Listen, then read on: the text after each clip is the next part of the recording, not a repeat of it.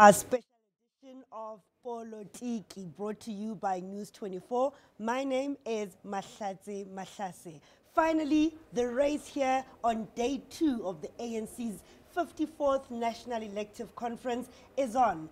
We've just completed the nomination process, and what has emerged is that the two slates, that of Dr. Nkosazana Dlamini-Zuma and Deputy President Cyril Ramaphosa, have emerged. And just to take you through what are some of the things that happened earlier in the afternoon is that the shock announcement was that Zwelini Mkhize, the outgoing Treasurer General, withdrawing from the Deputy President race.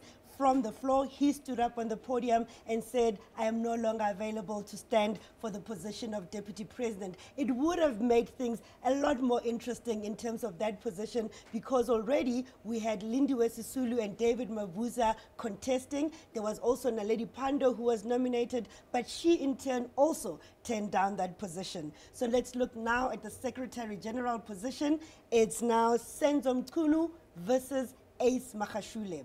For the position of National Chair is Gwede Mantashe versus Nati Mtetwa. And also for the position of Deputy Secretary General, that one was also interesting. We also had withdrawals from Phoebe Potgieter and also from Vuyela Tulelo. So that means now the race is between COSATU's first Deputy President, Zingiswa Losi, and incumbent Jesse Duarte.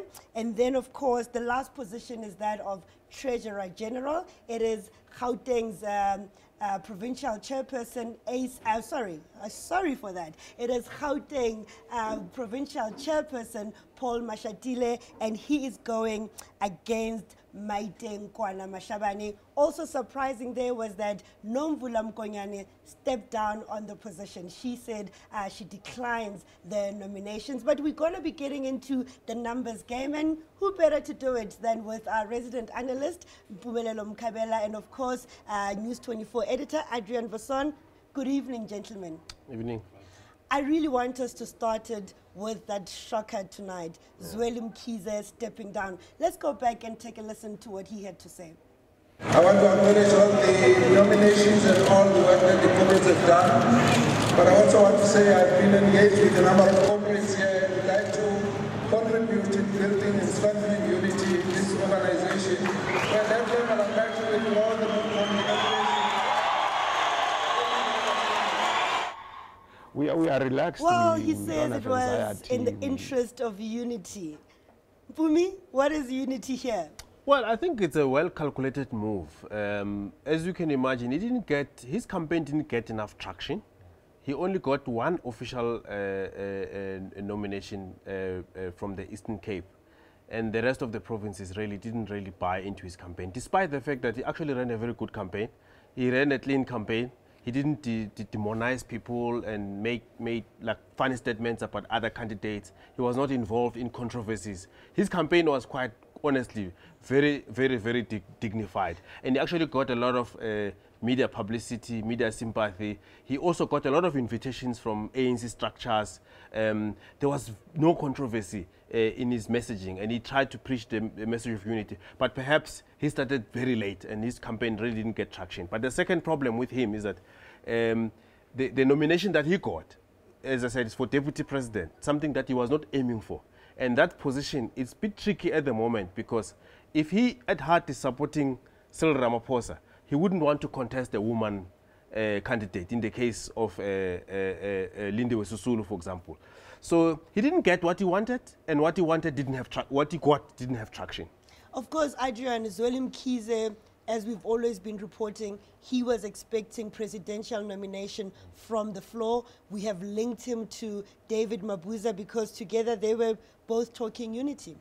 I think for me the biggest surprise, Mkhize, with Zwelini Mkhize's campaign and his career actually at this moment is the absolute decimation of his support in KZN. You know, he failed to get almost any nomination. I think he got something like 6 branch nominations in the end from his home province. You know, and Zwelini Mkhize was a protege of Jacob Zuma. You know, he was always in Zuma's slipstream.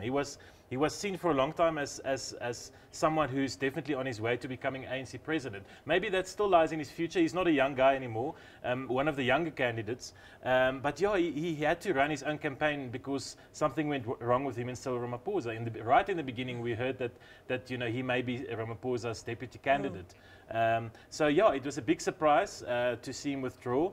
But he's going to have to regroup and re-engineer his political career from this moment.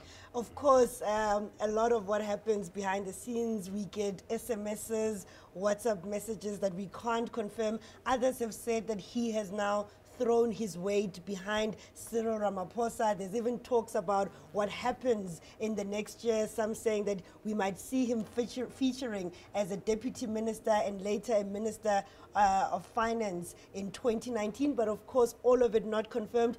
As things stand, Mpumi, can you speculate where he's likely to throw his weight, who he's likely to support? Look, I mean, given the dynamics in the ANC at the moment, he has got a broader outlook, Zwelini Mkhize. I don't see him confining his politics to KZN. Reason being that he had been chairman of KZN before, and he had been premier before. So he had been in that province for long. He's done with that province. The reason why he accepted to be national treasurer in the first place, he was now moving into the national stage. So even though he's not getting anything in the top 6 here, he'll probably get something in the NEC, being elected to the NEC. But besides, he's a skilled politician who's educated. He's a modern kind of, he's got a modern outlook. So he's a kind of a guy who can be an asset. You can use him in a variety of places. He can occupy a lot of cabinet positions. He could be health minister. He's a medical doctor by training. He could be used in many other spaces. I don't think that his career has come to an end.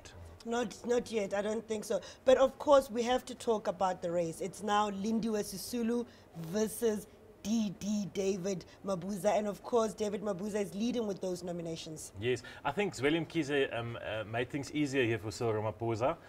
Look, we're back to 2 slates. Slates are alive and well in the ANC. Yep. No matter all the attempts made by the ANC leadership to get rid of this slate politicking, I don't know how they're going to do it in years to come. It looks like Slate is deeply entrenched. So we have 2 very clear slates. Sisulu as the deputy presidential candidate and Mabuza as Nkosazana Dlamini Zuma's candidate. The question is whether we're going to see, as we saw in Mangaung and in Polokwane and Mahlatsi, you will remember that slate voting carries through all 6 candidates. And I think that's where the twists might come in here, because you might have a case where a province like Mpumalanga, or at least a percentage of Mpumalanga, supports Cyril Ramaphosa for presidency. We saw he got some substantial support in the PGCs there, but that they would prefer their own man, Didi Mabuza, as deputy president, which then makes things difficult for Cyril Ramaphosa to deal with that. I think Sisulu will definitely do better than she done in the bronze nominations now that it's a 2-horse race, but there might be some surprises. Of course, the other surprise that we could see is that even if maybe Nkosazana Dlamini Zuma emerges, somebody like Gwede Mantashe seems to be really leading that race for national chairperson. That could mix up things in terms of the outcome for me. Yes, I mean, I think Gwede actually stands a better chance, especially if you look at the fact that Nathi Mthethwa has been nowhere in this whole campaigning period. If there's one candidate of all the candidates that are contesting on both sides, one person who has not appeared anywhere in any platform in this campaign is Nathi Mthethwa. So if he were to win this race against Gwede, I'll really say that's a miracle. And whatever strategy is used, because it has not been seen anywhere. Before we go further into the numbers, I want to come back to the slate voting. I mean, one of the things we also saw emerging during the nomination process was the fight against people didn't want to be forced to have their IDs when they go and vote. And then the other thing, people were insisting that they should be able to take the entire list as given by their faction when they go and vote, so that they don't make mistakes. I was sitting in that plenary about an hour ago, and you know, the tension was palpable. People, and I think both camps united on this issue of the ID, for example, because they both suspect each other now of skullduggery of some sort. So they want to be sure that the voting that comes out, especially after the credentials this morning, that took away votes from both camps. They want to make sure that they're not being cheated here. So we saw some unification around the issue of IDs. The issue of slates came up again. The Electoral Commission saying we want to move away from this. Parties saying no, we want to take our names into the booth. That issue will now be debated a bit later after the voting for the top 6. But you know, Mkhize, I mean, the ANC is at a crossroads with this issue of the slates because, you know, it takes away from looking at the candidate, at that individual person, the skills they bring to the table. I mean, let's talk about Treasurer General, for example. There you have Paul Mashatile, a candidate who has been Gauteng Premier, who's been the Gauteng MEC for Finance, skilled person for that position, I would argue, versus Maite and Kwana Mashabane, the Minister of International Relations, who I don't know about her financial background. I mean, she may have something. She's Treasurer General of the ANC Women's League, and from what we hear, they're not doing that well either. I haven't heard that their books are in that good shape. But, you know, it's not like, there's a sense you get as a delegates are not going to look at the CVs and compare to see. It's going to be slate voting.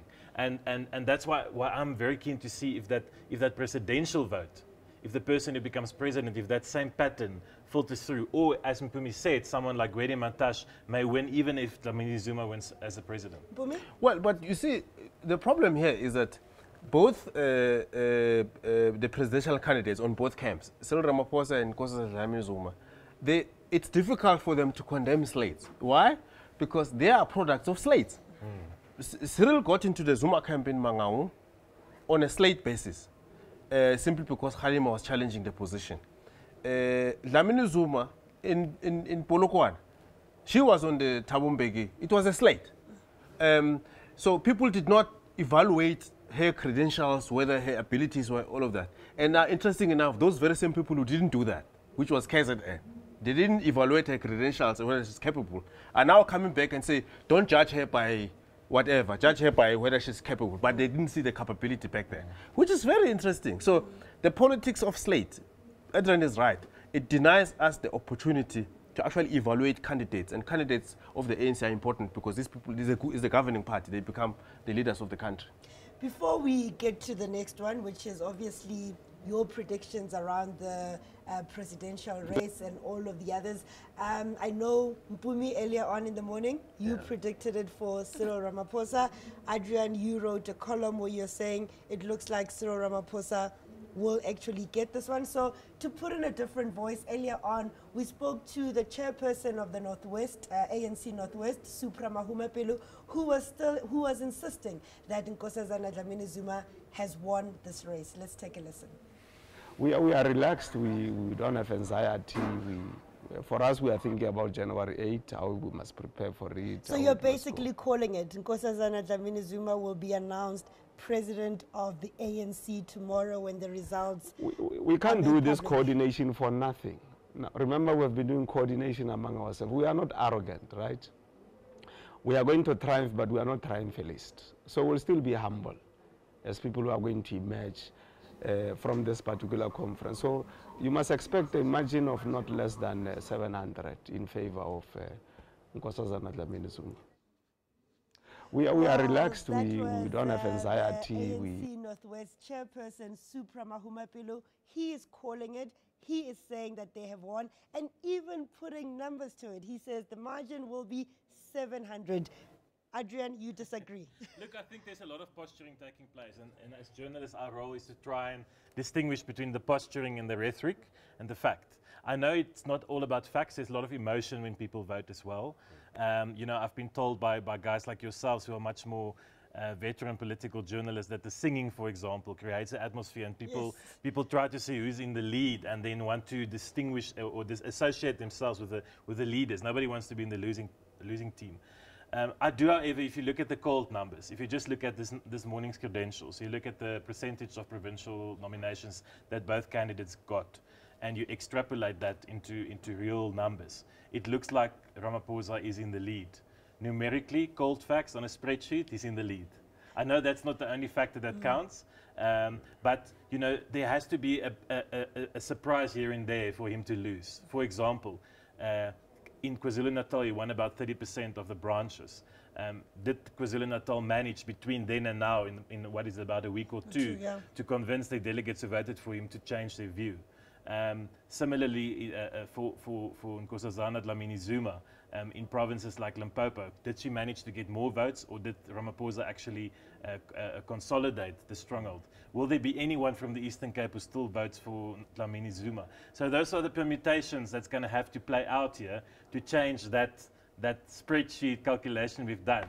But yeah, if things doesn't change and things stay the same as they were during branch nominations, we may see President Ramaphosa emerging.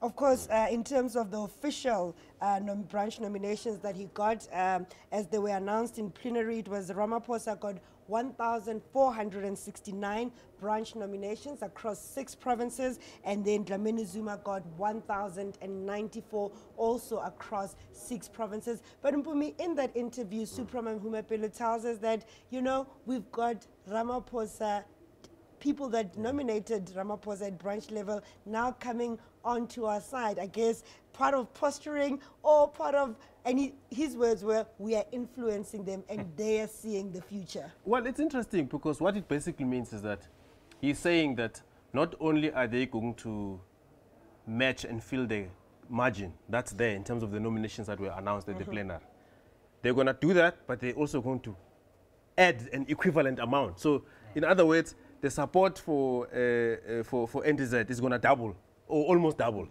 and close the gap and then still multiply, you know, the margin. So it's quite interesting, that kind of confidence. So, and if you look at his number, it says no less than 700. So it can be 800 margin. So assuming it's 700, what it means basically in terms of the number of nominations from the different provinces, that province of 700, it would have been number 2. It will be the second biggest province in the... it's a margin of a province, equivalent to the second biggest after KZN, and then Mpumalanga the third. So it's quite interesting if you think about that. Where will these people come from? So surely, if he's correct, it means they would have done a lot of work. That's extraordinary kind of work to get that kind of margin. To quote from a certain front page newspaper, it would be against all odds given what we've seen in the past week in terms of the court judgments against those key provinces that are supporting her. Yes, I can't see a margin like 700 or 900 emerging from this conference. I think it's going to come down to the wire. We've said it all before, but 100, 200 votes, maybe 300 max is going to be the difference between these two candidates in the end. A lot depends on Mpumalanga still. Mpumalanga is that mysterious province that had the unity candidate, which now didn't come onto the ballot. And we'll have to see how where those unity votes go. Sitting in the plenary, there was a lot of Mpumalanga support for Nkosazana Dlamini Zuma, but I also tried to see at the back of the hall, there were a lot of Mpumalanga delegates who didn't sing along for Nkosazana Dlamini Zuma. It's difficult to say scientifically what percentage, but they were definitely Ramaphosa supporters in their midst. So it's going to be interesting. We'll have to wait and see what that number translates to into the ballot number. Pumi, before we end, I would like us to also look forward, because tomorrow it would be the election for the big one, which is the National Executive Committee meeting. But Pumi, the fact that we have seen Didi Mabuza standing alongside Supra Mahumapelo during those caucuses and also Sihle Zikalala, clearly he has decided where he stands. Well, they've been lobbying him. I mean, if there's one person who's been under tremendous pressure from the Nkosazana Dlamini Zuma camp, it's Didi Mabuza, and that's precisely because of the numbers that he has. So they, of all the lobbying that they've done, they really have centered their lobbying around Didi Mabuza, and he has tried to hold back in terms of announcing and all of that. But nevertheless, they continue to work on him. He tried to work with Gauteng, Paul Mashatile, to try and organize something. It's now clear from these nominations, from this floor that we've just seen, that all of that has failed. It now he's put himself firmly in that slate. We just don't know behind the scenes how he tells his people to behave towards the other nominations. But as for him, he's, you know, if Eastern Cape were to keep their vote the way they did, he can easily beat Lindiwe Sisulu, because he got 190 something in the Eastern Cape, not the official nominee from the Eastern Cape, but it's quite a lot. It's quite a lot. So if he were to keep that, and if that doesn't migrate to Lindiwe Sisulu, he can easily win that position. Okay, I'm going to go through it position by position. You've made your call for president. Now make your call for deputy president. Lindiwe Sisulu versus David Mabuza. Adrian? Mabuza. Mpumi? I think Lindiwe. You think Lindiwe? Yeah. Okay, let's move to the next position, that of national chair. Can I motivate why I say Mabuza? I think that a Mpumalanga delegate who votes for Cyril Ramaphosa, when they stand in that booth, and they see Mabuza's name for deputy president, there's something about, he's our guy. Yeah, he's and I think he might get a lot of votes, if not almost everything from Mpumalanga, even from people who vote for Ramaphosa. Even people in Mpumalanga are saying we don't want him in the province anymore. That's why we're taking him to national. Yeah. My motivation for Lindiwe is that I think the Zwelini Mkhize vote from the Eastern Cape is more likely to migrate to Lindiwe, all of it. And some of the, and I think even I think it's in Limpopo, I think she's going to fare better. Would she get the women's sympathy vote, especially if Cyril is leading?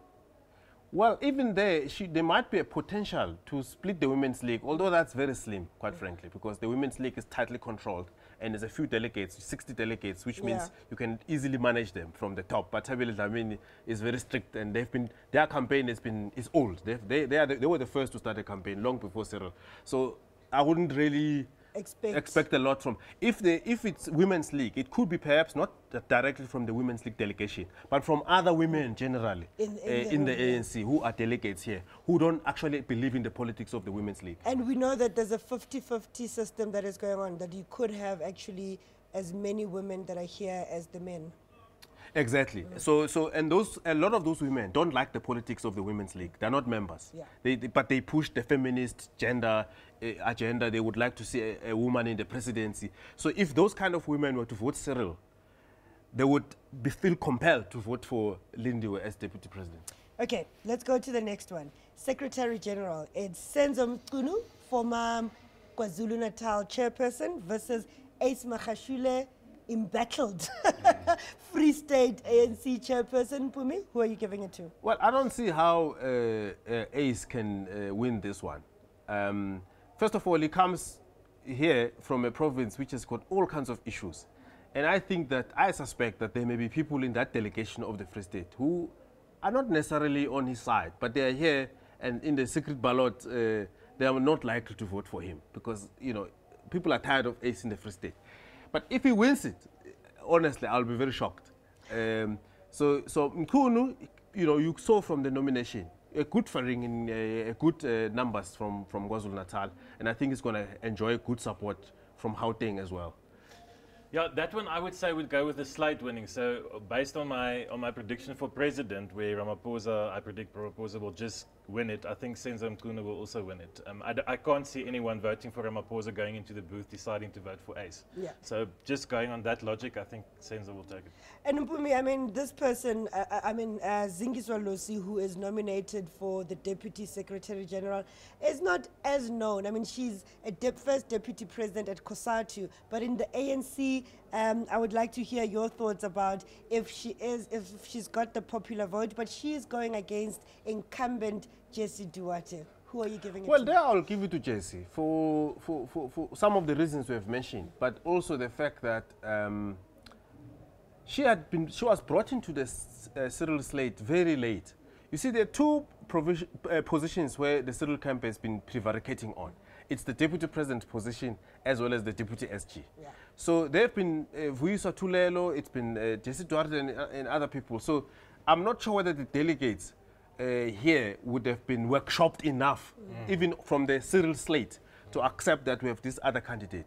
Jessie Duarte comes easily because she's been there in the top 6. And I'm not sure whether in the lobbying there will be consideration with the fact that the top 6 does not have minorities. She's the only minority from a racial point of view. She's the only person from the minority groupings. So from that point of view, there might be some consideration to say, well, let's have her. Even the Cyril camp, by the way, they may be very sympathetic to her. even though might be their unity vote. She might be the only odd person out to actually make it there. And her numbers, the nomination numbers, are actually also good. Yeah. Very good. And I think she's very well known. She's always on TV and in the media for the ANC. She's almost the face of the conference. She got lots of votes. And as Mpumi said, you know, she may be several campaigners or people who vote for Ramaphosa who are not completely in their hearts aligned to him. I see her as a healthy balance to have in the top 6. So I also think she would actually get it. For those who don't remember who Zingiswa Losi is, she was thrown into the national politics when COSATU was having its own challenges with NUMSA. She was the one who left the Ivan Jim NUMSA and then stayed with COSATU. Then she found herself with no home, and quickly she was created a position within SAPS, the South African Police Service, where she became a shop steward, and then later on she was elected the first deputy president of COSATU. The next position, of course, the money person. It's the money, it's the money, it's the money. Treasurer General is Paul Mashatile versus Maite Nkwana Mashabane. The numbers there are putting Paul in the lead. Who would you go with? Yes, and Mashatile was involved in all these unity discussions. He went to Mpumalanga a lot to meet with the provincial. So again, I see the province like Mpumalanga giving lots of votes to him. And frankly, also, I think that, you know, again, we'll see the slate emerging, the Ramaphosa slate emerging with the TG. So I'll give it to Mashatile. He also had a support from Mpumalanga because that's where he merged. I'm imagining you would also give it to Paul Mashatile. You see, in the case of the Cyril camp, they prevaricated on 2 positions, deputy president and deputy SG. In the case of the NDZ camp, they prevaricated on the position of TG. So they were not sure whether it's Nkwane Maite Mashabane or it's Nomvula Mokonyane. So KZN, interesting enough, officially nominated Nomvula Mokonyane and not Nkwane Maite. So it's a I don't think under that climate we can say confidently that they're actually decided on. I think there's a lot of people who don't like her in KZN. But yeah, and I mean, even in her tenure as international relations minister, you know, now everybody's remembering her for bucket in the hole in the head comment that dominated the news last year. But Nomvula, her withdrawal, what did you make of it? Well, it's a simple thing. She just doesn't want to divide she's family on the NDZ slate, and her contestation, given the support that she got from KZN, had she allowed her name to be on the ballot, there's no doubt that KZN, given that support, they would have voted for her, and that would have split their slate. So she's calculating that, well, I might as well withdraw, and KZN would have no option but to vote whoever remains on that slate.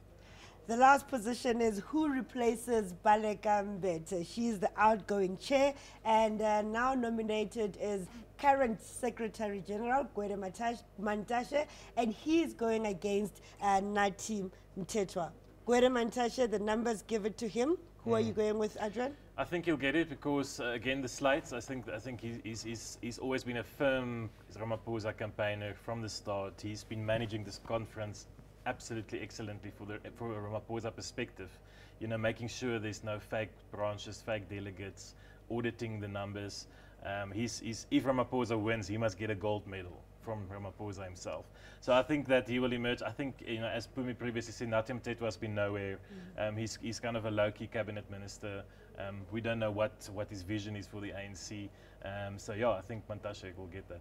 Some people have suggested, you know, one of the problems with that NDZ slate and talking about Nathi was the fact that, you know, you now have Nkosazana Dlamini, who's from Zuma, who's from KZN. You also have Nathi, who's also from KZN, because usually when people work out slate, they try to make them as representative as possible of the provinces. Well, but what surprises me about Nathi Mthethwa is that in the run-up to Polokwane, he was one of the most vocal people in the Jacob Zuma campaign. And I saw somebody who had huge leadership aspirations beyond that conference. But since then, he kind of like, except positions in government as police minister, he was there when Marikana happened, and now as arts and culture minister, he has actually not involved himself actively in issues of campaigning in the ANC, except the subcommittee, the NEC subcommittee that he chairs. But even that has not done a lot of work to draw attention to it. So he remains like a low keep. He tries to be an intellectual, but he's not really gaining ground. I have to actually add this joke. Just this week when he was having a press briefing about strategy and tactics, the ANC was running around calling all of us to say, guys, there's this press conference coming and there's no one here. As you were saying that his campaign has been quite low key. But gentlemen, we have run out of time. I'm really sorry. That's where we're going to have to end it for this wrap of day 2 of the ANC's 54th National Elective Conference. We are back again with you tomorrow morning at 9 o'clock until 10 a.m., where hopefully the results will be announced. From what we've heard, voting is expected to start tonight. The elections agency, the independent body that is running the election process, said that they were getting the ballots ready and there will be voting that happens. They will be going in batches of 200 so that they actually put their marks next to the nominated candidates. So please do tune in to POLOTIKI tomorrow morning at 9 o'clock. Otherwise, go on to news24.com where we'll have the latest of everything that is happening here at the Nasrec Expo Center. My name is Mahlatse Mahlase.